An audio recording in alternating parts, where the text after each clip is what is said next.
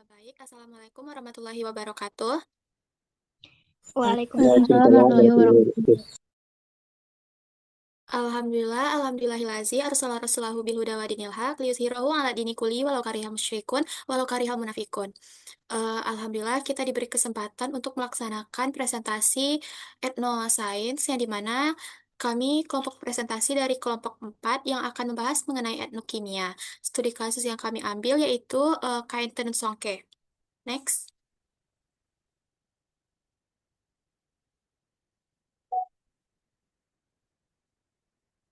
Sebelumnya Sartika.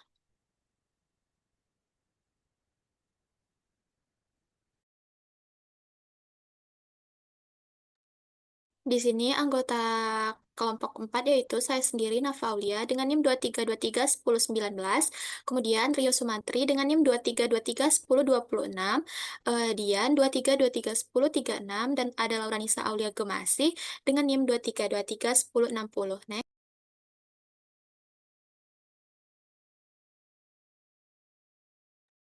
Baik, di sini kami ada membahas 6 pokok studi kasus etnokimia pada kain tenun songke. Yang pertama ada identifikasi senyawa etnokimia dalam pewarnaan alami kain tenun songke Desa Kakor dan dampaknya terhadap ketahanan warna, kemudian peran tumbuhan lokal sebagai sumber pewarna alami dalam tradisi pembuatan kain tenun songke di Manggarai Barat. Yang ketiga ada analisis teknik-teknik pewarnaan tradisional dengan pemanfaatan bahan etnokimia pada kain tenun songke dan implikasinya terhadap keberlanjutan budaya. Yang keempat ada hubungan antara kandungan kimia pewarna alami dan ciri khas motif kain tenun songke Desa Kakor. Yang kelima, perbandingan efektivitas pewarnaan alami dan sintesis pada kain tenun songke, perspektif etnokimia dan sosial budaya. Kemudian, dampak modernisasi terhadap penggunaan bahan etnokimia dan teknik pewarnaan tradisional di produksi kain tenun songke Manggarai Barat. Kemudian, kami nanti juga akan membahas mengenai STEM dari pembahasan studi kasus etnokimia yang kami ambil. Oke, next.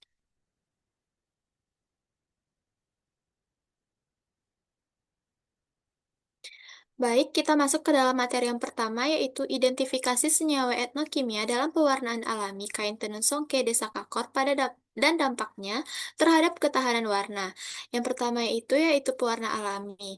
Di sini dalam studi kasus untuk membuat kain tenun songke itu menggunakan kayu secang atau bahasa Latinnya Caesalpinia sapan. Kayu secang mengandung brazilin yang merupakan senyawa fenolik dan senyawa ini menghasilkan warna merah. Kemudian menggunakan kayu nangka atau Artocarpus heterophyllus. Kayu nangka mengandung morin, yang mana morin adalah senyawa flavonoid yang menghasilkan warna kuning.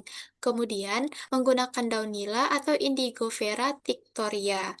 Daun nila mengandung indikan atau senyawa glikosida yang nantinya menghasilkan warna biru. Dan yang terakhir ada daun ketapang atau bahasa latinnya Terminalia setapa. Daun tapang kaya akan tanin yang berupa polifenol dan berfungsi sebagai mordan alami. Oke, next.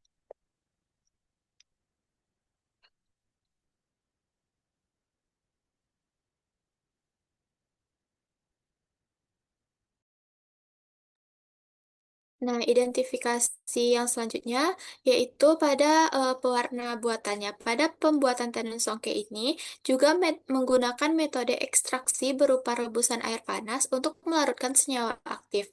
Kemudian juga pengaruh suhu dan waktu terhadap intensitas warna yang dihasilkan. Dalam penggunaan mordan, ada menggunakan kapur atau senyawa CaOH2 yang bersuasana basah, kemudian tawas Al2SO43, suasananya asam. Mordan akan memperkuat ikatan antara zat warna dan serat benang. Oke, next.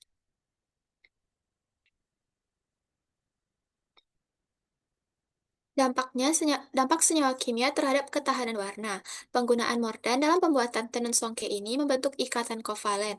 Ikatan kovalen ini akan membuat warna tahan lebih lama pada kain. Suasana asam saat penggunaan tawas akan menghasilkan warna yang lebih gelap dan stabil. Serat warna yang dihasilkan lebih cerah. Kain dengan mordan saat pencucian akan tahan dari luntur. Kemudian dengan senyawa flavonoid, kain akan lebih tahan terhadap degradasi warna. Baik, sekian materi dari saya. Untuk materi selanjutnya akan di Baiklah, terima kasih kepada moderator. Selanjutnya itu adalah peran tumbuhan lokal sebagai sumber pewarna alami dalam tradisi pembuatan kain tenun songke di Manggarai Barat. Yang pertama itu ada bahan alaminya ada kayu sekang atau haju sepang. Nah, kayu sekang ini dalam bahasa Manggarai itu haju sepang berasal dari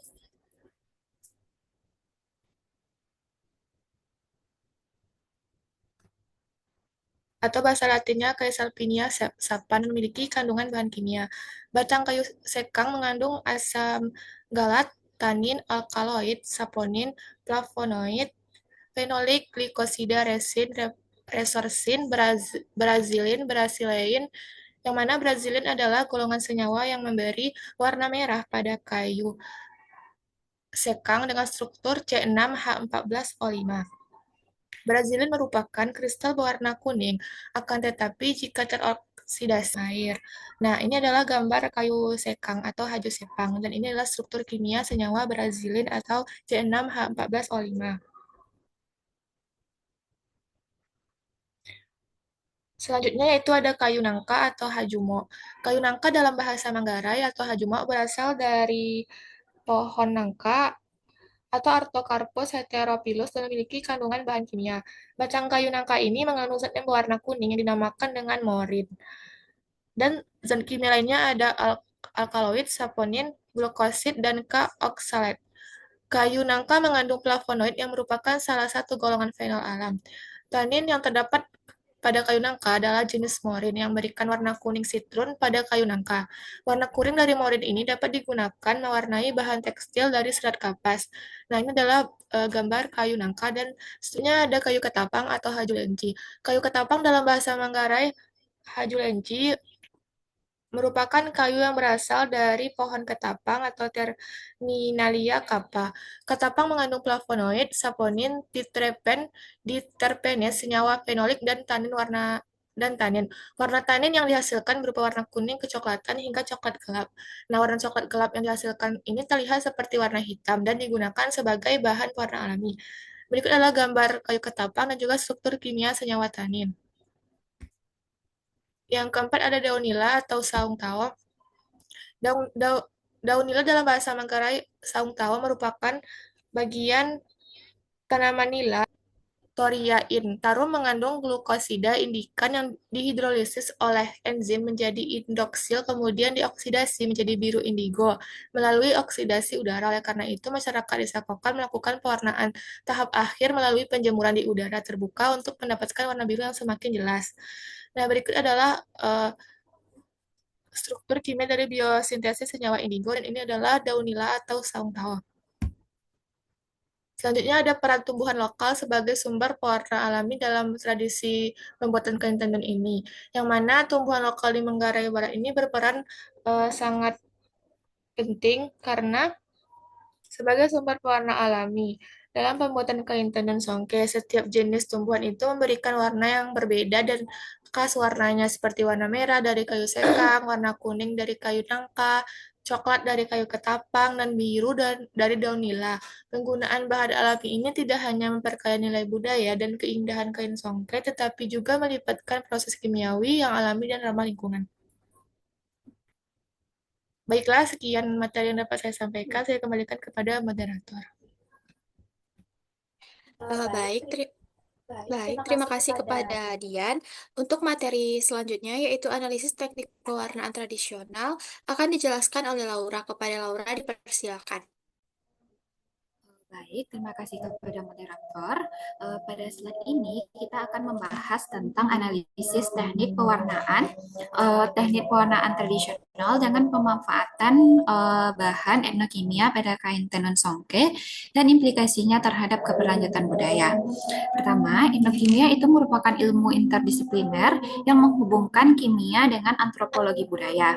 Dalam konteks tenun songke, etnokimianya itu tampak dari pemanfaatan bahan pewarna alami yang bersumber dari tumbuhan lokal. Misalnya itu seperti kayu sacang yang menghasilkan warna merah, kayu nangka yang menghasilkan warna kuning, kayu ketapang menghasilkan warna coklat gelap, serta daun nila yang menghasilkan warna biru indigo.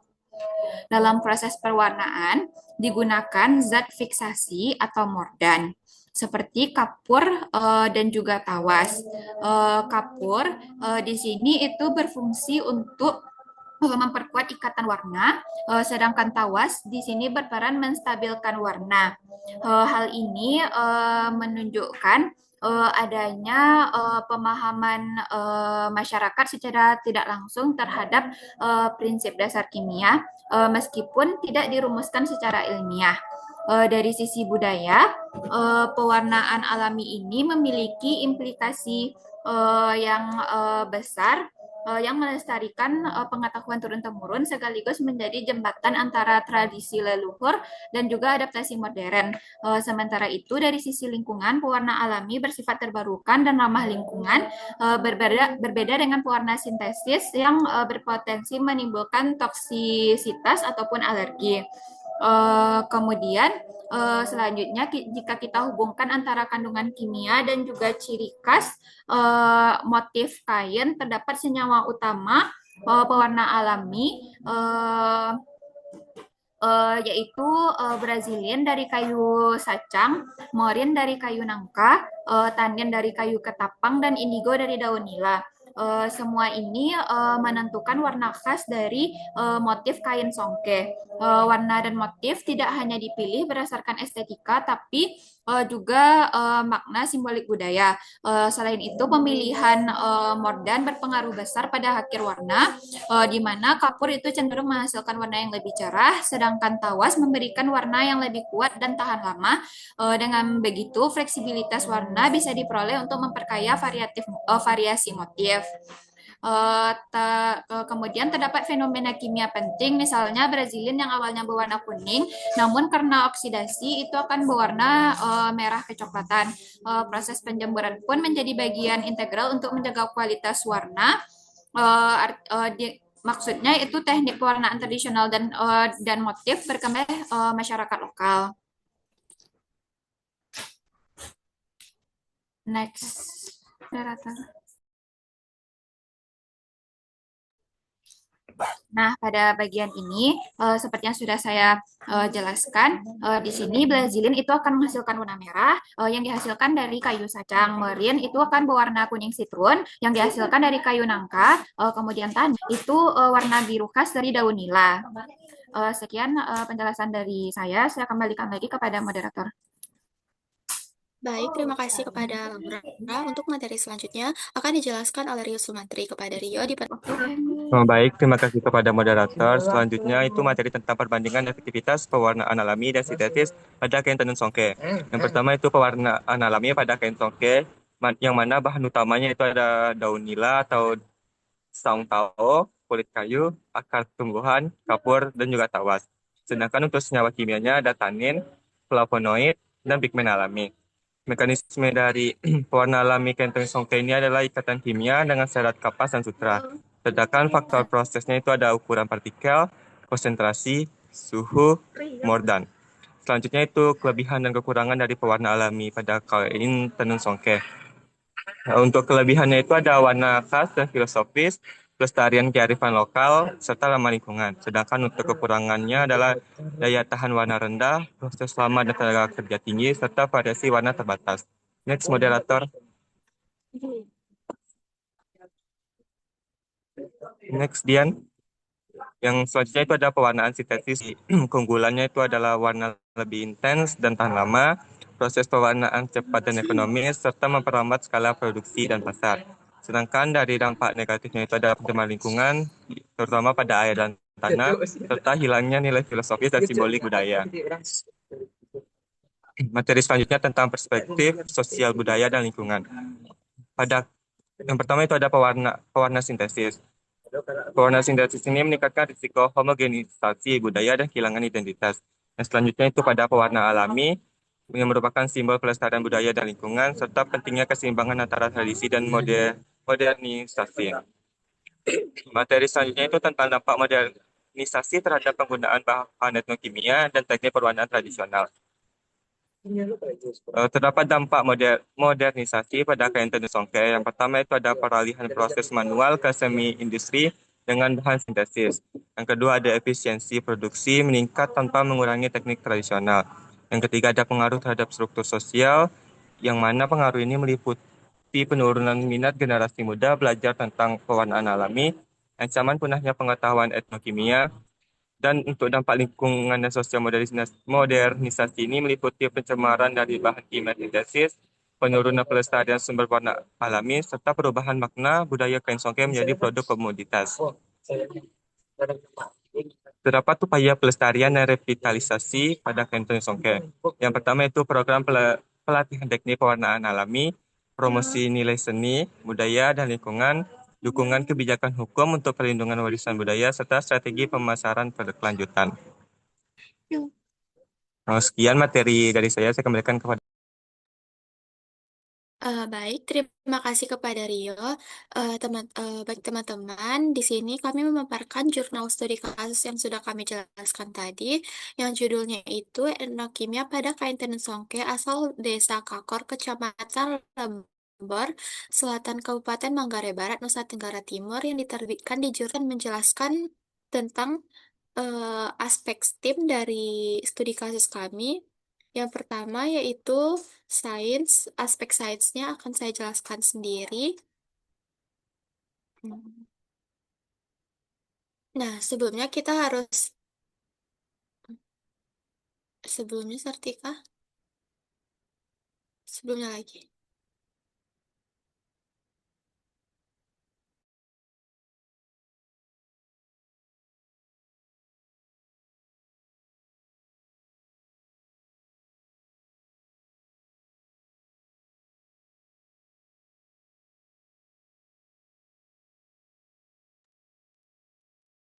Baik, di sini kita akan membahas STEM dulu. Secara pendidikan, STEM, Science, Teknologi, Engineering, Art, Matematik adalah model pembelajaran terintegrasi sains, teknologi, teknik, seni, dan matematika sebagai wadah untuk mengembangkan aktivitas penyelidikan siswa, kemampuan komunikasi, dan pemikiran yang kritis dalam pembelajaran. Ini disebutkan dalam Starzinski tahun 2017. Kemudian, dalam etnoscience, tim ini bisa mendorong peserta didik untuk mengembangkan kreativitas, pemikiran kritis, dan kolaborasi sambil memahami nilai-nilai budaya yang ada di sekitar mereka.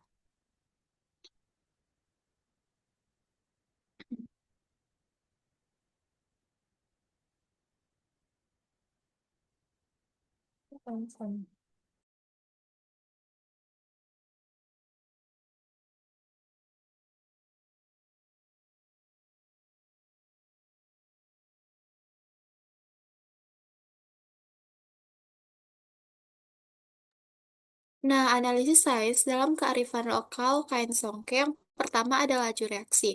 Faktor laju reaksi berupa luas permukaan, suhu, dan konsentrasi. Bahan pewarna alami dari tumbuhan seperti dipotong kecil-kecil agar zat warna lebih cepat larut.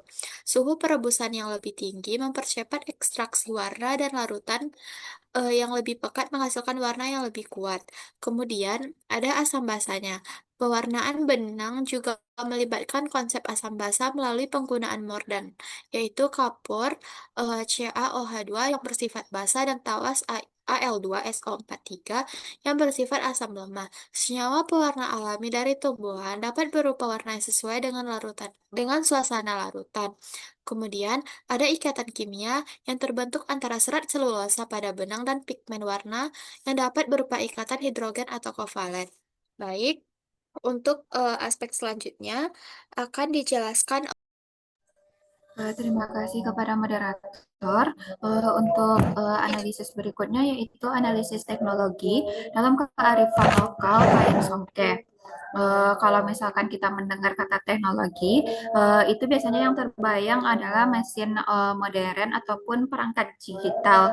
Namun dalam konteks etnokimia yang kami angkat dan kearifan lokal, teknologi itu tidak selalu berarti canggih atau modern.